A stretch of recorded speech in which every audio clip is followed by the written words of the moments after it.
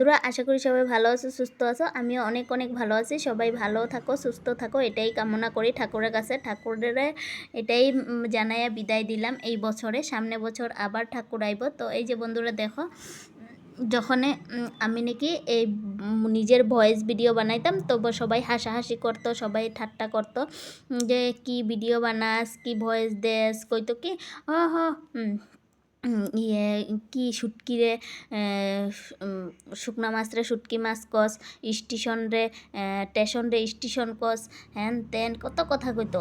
আজকের দিনে সেই ডেটে বন্ধুরা আমার যে জায়গাত আগে 100 ভিউজ হইতো, ওই জায়গা তখনে তোমার 300 ভিউজ 200 ভিউজ হয়। তো বন্ধুরা সবাই এরকমভাবে ভিডিও বানাও, খুব ভালো লাগবো। আজকে না হলে কালকে সফলতা পাইবা। সফলতা একদিনে অর্জন করা যায় না, সফলতা আস্তে আস্তে অর্জন হয়।